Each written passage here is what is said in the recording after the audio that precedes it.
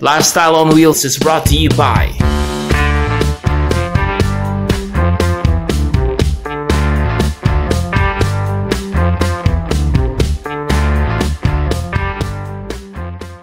The views and opinions expressed by the hosts and guests do not necessarily reflect the show or the network. For your comments and suggestions, you may email us at lifestyleonwheels.jadmedia@gmail.com.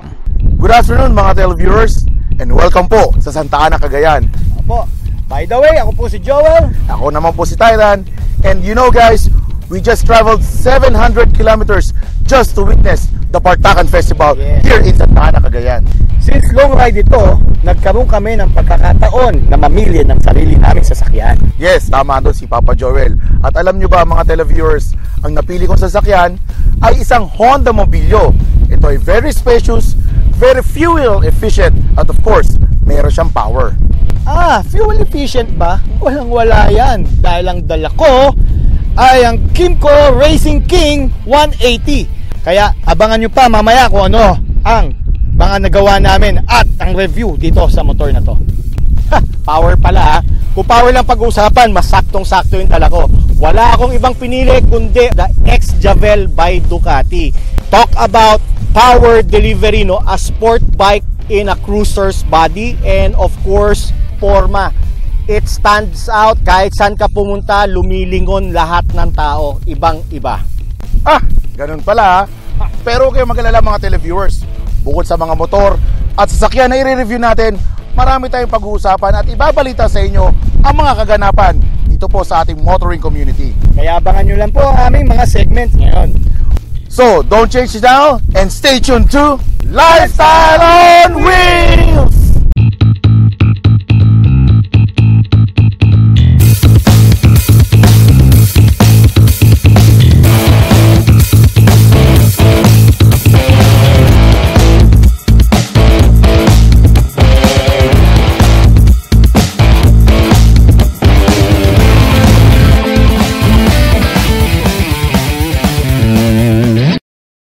Pag-uusapan naman natin ang Moto Builds. Kay Papa Zach Lozero. Yes, ipapakita rin natin ang nanalo sa Suzuki Asian Cup Challenge. Si April.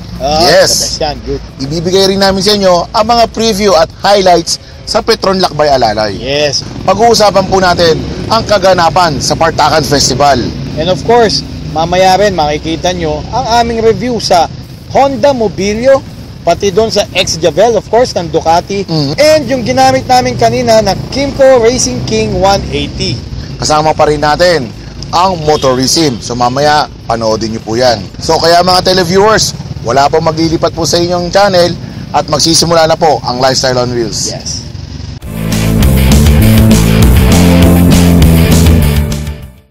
For news and events, ito naman po, ipapakita natin ang highlights ng Moto Builds dyan po ginanap sa SMX Convention Center. Kaya mga televiewers, panoodin nyo to.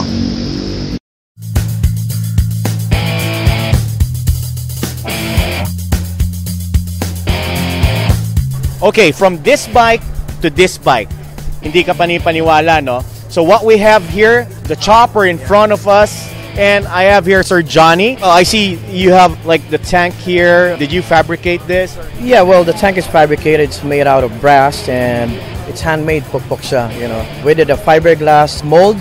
When conceptualizing the bike, did you have to draw it or something? Drawing, well, I did some drawings, but it didn't show, you know. Actually, actual is different, you know.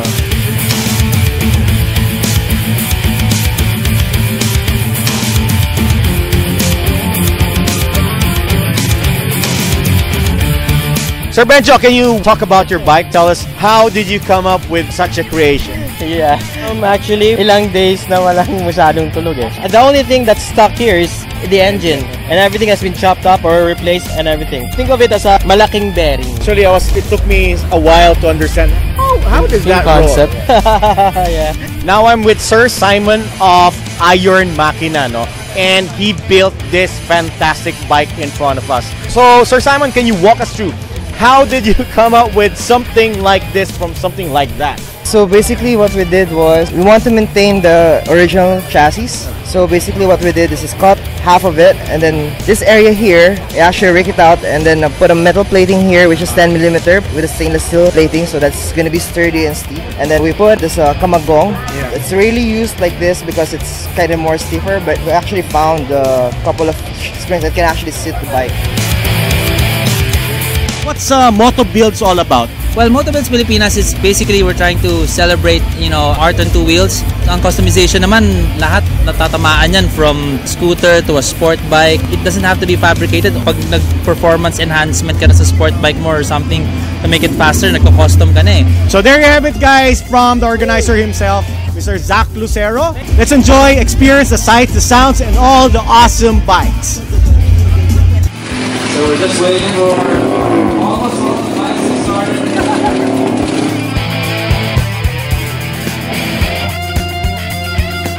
Sa mga bago na gustong mag-custom ng motor, advice ko lang is keep on doing it. Don't be scared.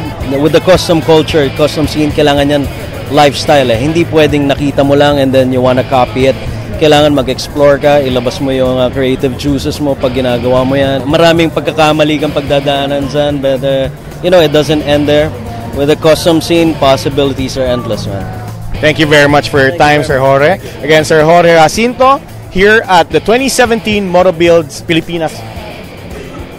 Ang ganda talaga ng mga customized bikes, no? Thank you, Papa Zach Lucero ng Radio Republic. Congratulations sa lahat ng mga ating custom builders na sumali. Chuck, mas marami pang sasali sa ating Moto Builds Pilipinas. Speaking of galing ng Pinoy, pare nag-champion si April. Grabe. Kakabilib yung ginawa niya. Kita mo sa Asian Road Race, talaga namang saludo ang Lifestyle on Wheels sa'yo. At dito malalaman ng mga ibang nasyon na kung gaano kalupit ang ating mga racers ngayon. Kaya April and the rest of the gang, sila Mario Bourbon, of course, tsaka si EJ Sobretodo, congratulations. Next time, sigurado kayo ulit ang magja-champion. So, alam naman natin, dumaan ang ating Holy Week, di ba? Papakita naman natin ngayon ang Petron Lakbay Alalay. Lagi na tumutulong yung mga yan. Of course, syempre, alam mo naman ang Petron, open lahat yan para sa ating lahat. So, kaya mga guys, panoodin nyo to.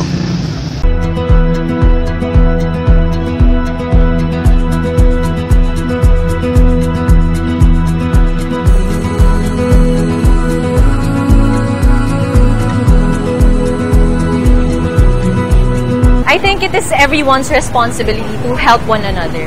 And that's what makes Lakbay Alalay unique.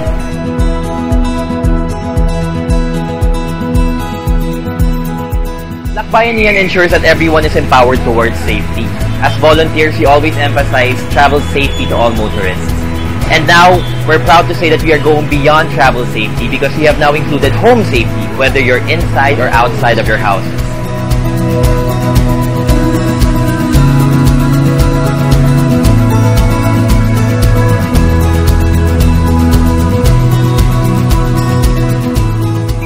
We share our time and effort into not just assisting motorists during long weekends and holidays, but in empowering them towards safety all the time. That for me is the essence of Lakbayanihan, that genuine desire to help and to empower. And I'm very happy to be part of that advocacy. Stopover ako sa Petron para magpagas. Tapos nakakuha pa ako ng free massage, not to mention, meron pang freebies and food samples. Tapos yung mga comfort rooms nila dito, malilinis. Thank you, Petron!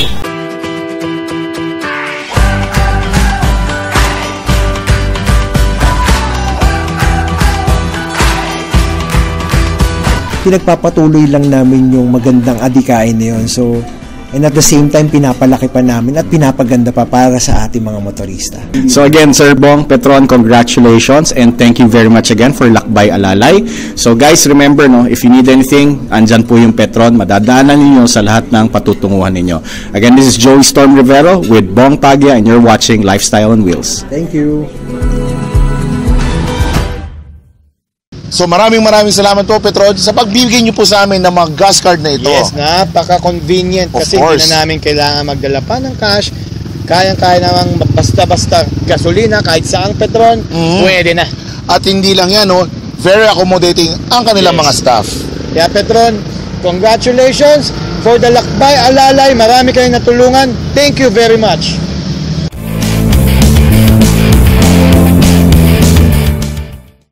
So guys, ipapakita po natin ang mga kaganapan at exciting na highlights. Ito po ang Partakan 2017. Oo, sa Angib Resort, doon po sa Santa Ana, Cagayan. Panoorin po natin to.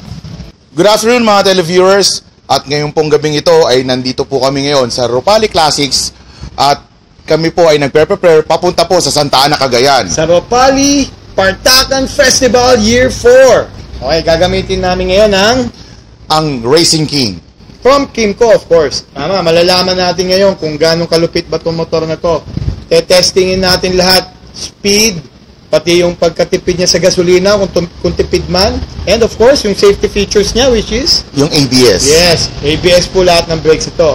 Huwag natin kalimutan, meron tayong support vehicle, ang Honda Mobilio. Yan. Yep. So, brought to you by Honda Cars Philippines. So, abangan nyo rin po ang review ng Honda Mobilio. Dito lang po yan sa Lifestyle on Wheels.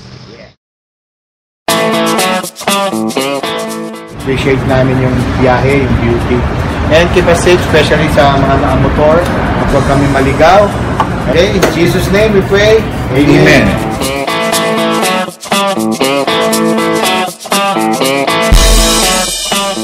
Hi mga siklista, welcome po dito sa Lifestyle on Wheels. Of course, we're here now at Cabanatuan City. At kita nyo naman, scooter of the hour, the Racing King. So mamaya po marami po ito ay mapapakita sa inyo mga clips and footages regarding the Racing King. So, kita-kita po tayo sa Santa Ana, Cagayan.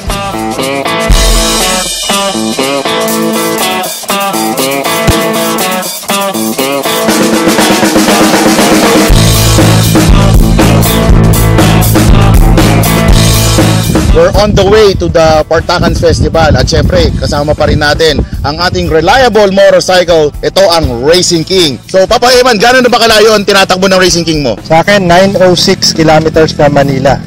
Wow, 906. Ako naman kasi, ang sa akin is nasa 767. Ang ginamit naman natin is East Route. East Route. East So Route. dumaan sila sa East Route via Nueva Ecija, Yes. kaya Isabela. Ako sa West Route, dito ako dumaan sa Ilocos, kaya medyo mas malayo ng konti. Yan. So mga siklista, mga televiewers, so mamaya po papakita natin sa inyo ang iba't iba pang features ng Racing King. At ngayon papakita rin namin sa inyo ang kagandahan po ng Angi Beach. At syempre, ang kabuuan ng Partakan Festival.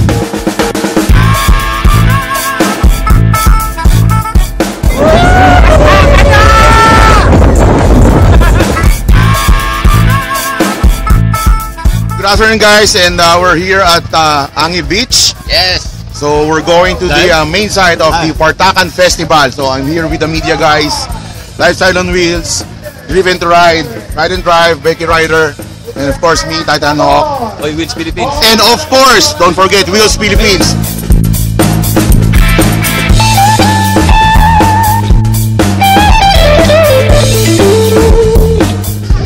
Right now they're building their sandcastle. So guys, kitang-kita nyo naman, napaka-busy na ating mga riders dito lumban sa Partakan Festival. So ngayon nag-uunahan po sila paano gumawa ng sandcastle. I believe they're given 30 minutes of their time para po makabuo ng isang magandang sandcastle.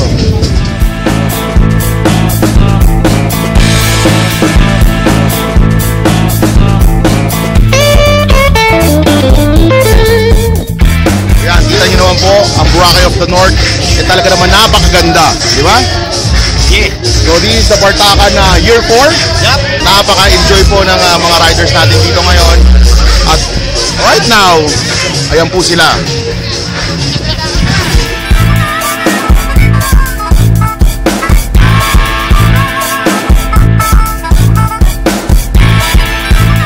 Alright guys! Nandito tayo ngayon sa Dagat. Yes! Nandito tayo sa Partakan Festival. Dito sa may Angib Beach Resort. Sa Luyang, Cagayan. Ginaganap ang bailout challenge ng Partakan Festival. Yeah! Galing, di ba?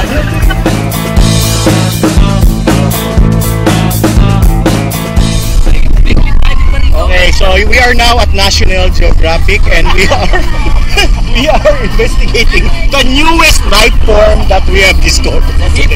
Apparently, it is called a shadititis. There you go. So Ilang years na po kayong buhay sa mundo? 35,000 years.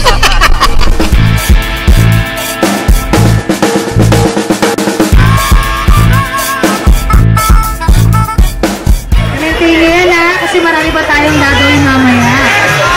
Yes! Nag-enjoy ba kayo? Very good. Ayan na, nag-enjoy sila dito.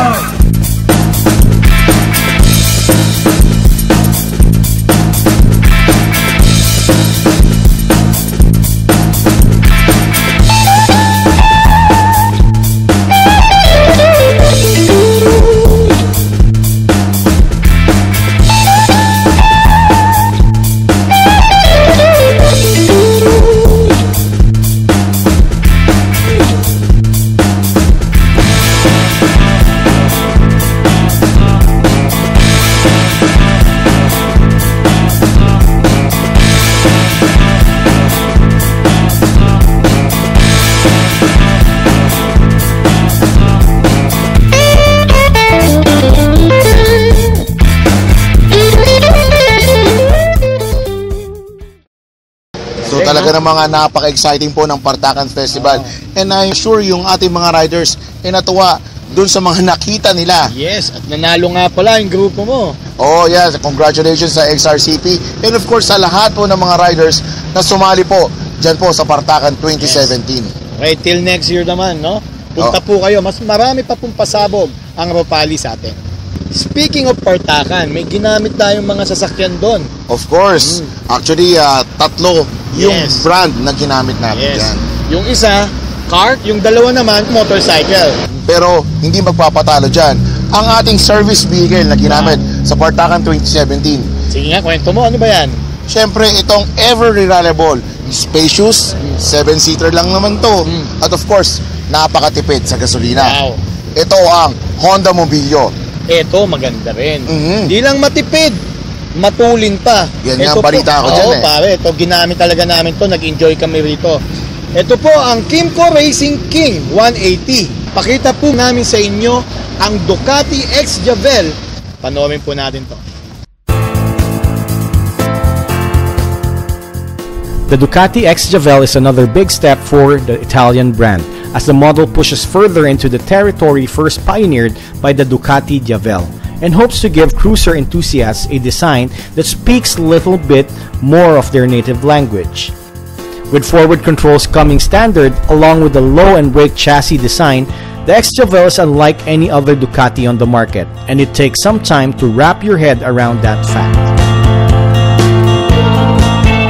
The Testareta DVT 1262 engine, as Ducati calls the X Javel's 1262cc V-twin power plant with its variable valve timing, is perhaps the best engine in Ducati's lineup. Both trim levels of the Ducati X Javel make a tire-shredding 156 horsepower, more than enough for any bike that is living on public roads. But the real coup de grace is the Testareta DVT 1262 engine's 95 pounds per feet of torque, which comes online at a mere 5,000 RPM. All of this makes for a street-legal rocket ship, one that has real-world usable power. This bike begs you to let it scream out of a turn onto a long straight. Talk about a fusion of a classic bike, exquisite styling, power, and of course, riding pleasure. We're talking about the Ducati X Javel. There you have it. We hope you enjoyed our feature of this bike.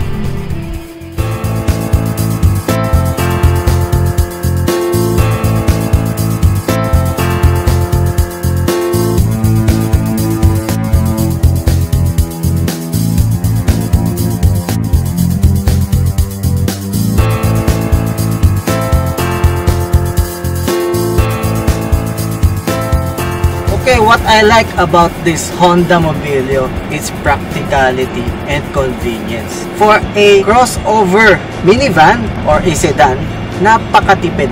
Approximately 25 to 26 kilometers per liter. And take note, fully loaded kami nung ginamit namin to. Biyahe from Manila going to the north.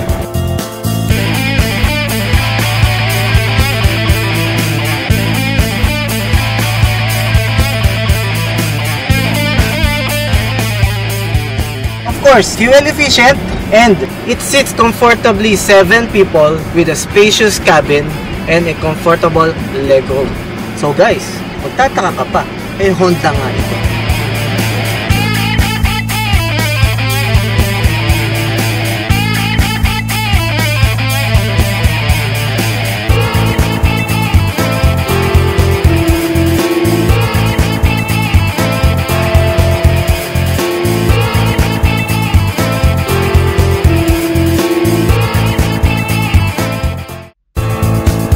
The Kymco Racing King 180. The dual halogen headlights encased in large lens give it a menacing look up front and provides ample illumination in both low and high settings. It also has a passing light not common for most scooters as well as motorcycles that are locally available. The LED taillights also complement the sexy rear that houses the enormous underseat compartment that can fit a small quarter-face helmet. The fuel tank is located in front with its opening on the left side. The instrument panel is also an eye candy with its inverted LED that displays important information that the rider needs. The flat footboard, which is really a plus for all scooters, enables the rider to comfortably position their feet as well as hold some luggage or any type of cargo that would fit. Engine-wise, the power was very good. It accelerates from a full stop to 100 km per hour in a matter of seconds and comfortably cruises to 120 km per hour without any hesitation.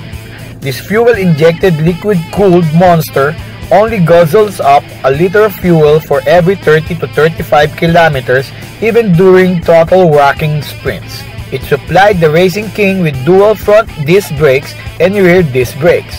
ABS or anti-lock braking system was available to both front and rear, which meant that I could grab the brakes without fear that it would lock up and cause a crash.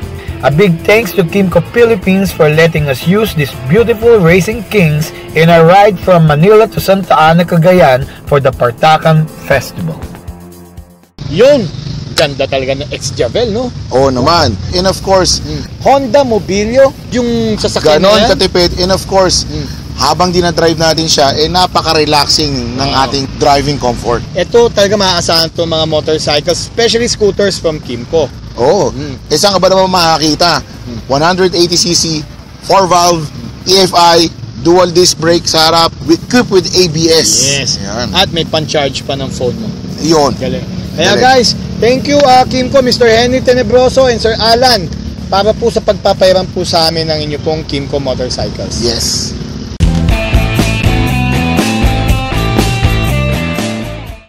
O ngayon, ito na, yung pinakaabangan ng lahat ng ating mga kababayan. Ito po si Pat, Borgs at si Ratsky. Sila to ang Ride Along Motorcycle Tour Philippines. Yes, ito po ang motorism segment.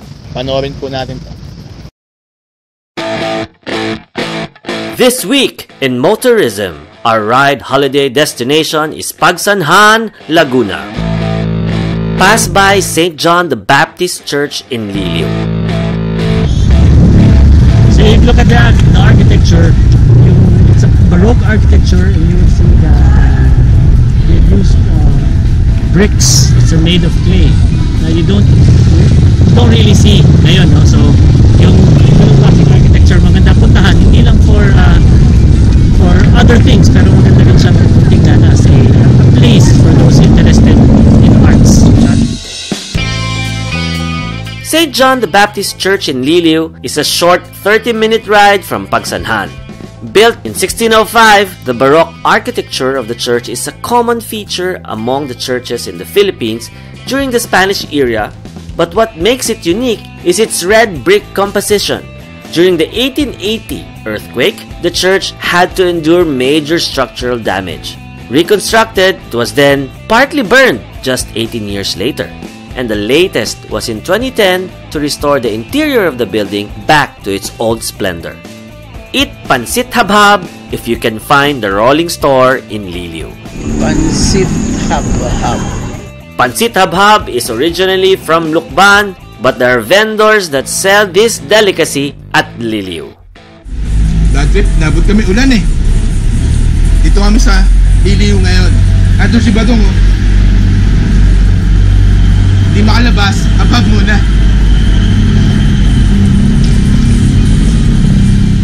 Buy your footwear pasalubongs at Liliw.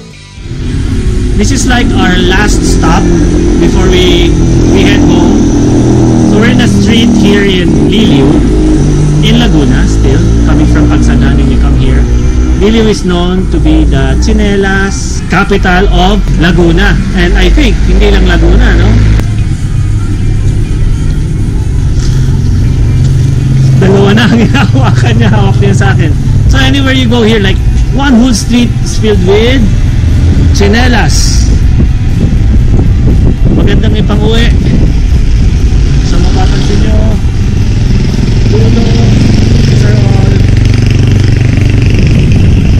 tsinelas outlets. So dapat maging stop ng bawat motorista yung pupunta sa Pagsanhan ang Liliw sa Laguna.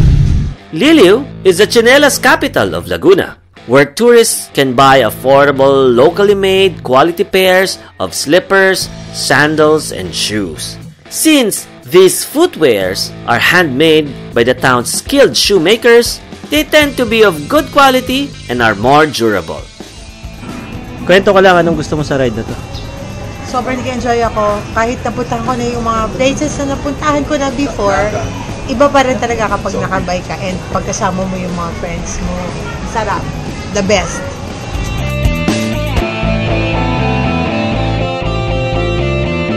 Ride back to Manila through Nagcarlan. To complete your journey, create a ride loop and take the road back to Calamba via Nagcarlan. Dito nagtatapos ang Pagsanhan Liliw Ride Adventure natin. Siyempre, kasama pa rin natin si Borgie, si Sweet, si Ratsky. Siyempre ako, and we're from Ride Along Motorcycle Tours. We believe that life is a journey. Enjoy the ride. So, let's ride! Borge, anong nagustuhan mo? Siyempre, yung food tsaka yung shooting the rabbits. Yun lang? Masarap. Tsaka Okay. yung pansit hab-hab ng doon sa Liliw. Si Tito Ratsky. Yung ride, lahat ginusto niya na eh. And of course, ang guest natin ngayon na palagi nating masasabi natin kalad-karing guest forever. Yes, Miss Sweet? Shopping at Liliw! Shopping at Liliw. So, thank you very much for sa pagsusubaybay nyo. Sana yung mga sunod pang mga ride episodes namin ay ma-enjoy nyo. Maraming salamat! Motoristas, check your ride holiday to-do list and enjoy your Pagsanhan trip. Log on to www.ridealongtours.com for ride holiday and motorcycle tour packages and itineraries. Ride Along Motorcycle Tours Philippines believes that life is a journey, so enjoy the ride. Let's ride! Pare, yun yung kanilang Pagsanhan. Oo nga talagang napakaganda nung Pagsanhan Falls na ginawa nila doon. So, minsan pupuntahan rin natin yan at gagawin rin natin yung ginawa nila doon. Alright. Oh, kita mo naman, napakabilis naman talaga ng ating 30 minutes na pagkukwentuhan dito sa Lifestyle on Wheels. Bitin na bitin. Pero alam namin, namangha kayo sa aming mga pinuntahan, mas lalo na yung ganda ng beach sa May Angib. Kaya sigurado, pagkatapos manood ng mga to, pupunta to sa mga beach resort. And of course, nagpapasalamat rin kami sa lahat po ng aming mga sponsors. Yes. Kung gusto nyo kami makakontakt, just reach us on our email. You can also reach us through our social media pages. And syempre, kung gusto nyo mapanood ang aming mga past episodes, just visit www.motorcyclonews.com. Kami po ay maglilibot muna dito po sa Lawag, Ilocos Norte. Ay, napakasam talaga ng buhay natin, papatay tayo. Oo nga eh. Yes. Yan. So guys, magkita-kita po tayo next Saturday at 2:30 PM dito po sa PTV4. This is your only lifestyle motoring show on television. Lifestyle on Wheels. Sila Pat, Borgs at si Ratsky. Yes. Motorcycle. Okay. And stay tuned to Inside Racing. Lifestyle on Wheels is brought to you by